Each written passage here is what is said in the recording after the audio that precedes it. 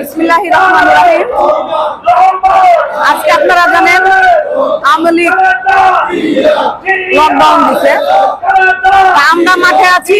জিয়ার সৈনিকরা এটা জনগণ মানে নাই, জনগণ এটা প্রত্যাখ্যান করছে। আজকে দেখেন আপনারা গাড়ি দোকানপাট সবকিছু খুলছে।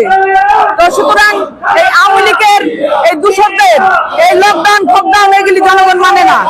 যেই নেত্রী যেই নেতারা দেশ ছাড়া পলাতক তাদের কথায় জনগণ এত বলত না।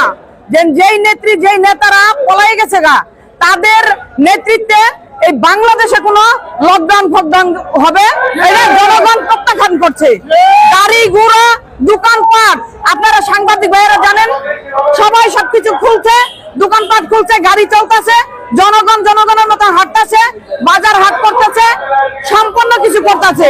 এই ডাইনি হাসিনা দেশ ছেড়েও গেছে, দেশের মানুষরে আপনার তছনছ করে এখানে ভারতের মাটিতে সে পলাই থেকে এখানে বাংলাদেশের মানুষকে সে উস্কানিমূলক কথাবার্তা বলে।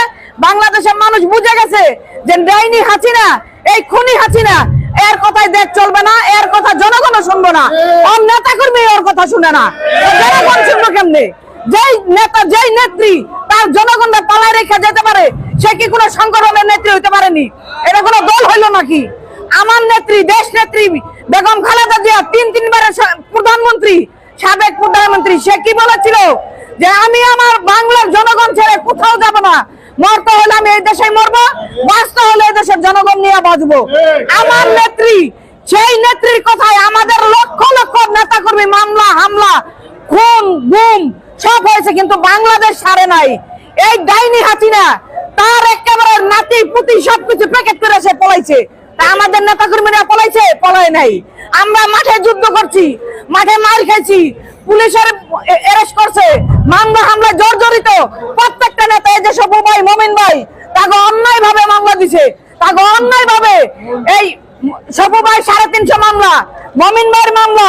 তারা দেখছেন এই আওয়ামী লীগের দোসররা কিভাবে রশি বাইন্দা একটা ডাকাইতে এমনি ধরে নেয় না, তাকে বাপ পুত্র এমনি করে ডাকাইতরা এই দোসররা করছে।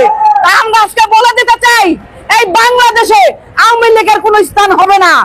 বাংলাদেশে বিএনপি আছে, বিএনপি থাকবে, বিএনপি রাজপথে আছে, রাজপথ ছাড়ে নাই বিএনপি। বাংলাদেশে যত অরাজকতা সন্ত্রাস নৈরাজ্য সৃষ্টি করেছিল শেখ হাসিনা, সেই প্রতিবাদে সাধারণ ছাত্রছাত্রী থেকে শুরু করে আপামর জনগণ এটার প্রতিবাদ করেছিল। প্রতিবাদের ফলস্বরূপ গত 5ই আগস্ট শেখ হাসিনা তার নেতাকর্মীদের রেখে নিজে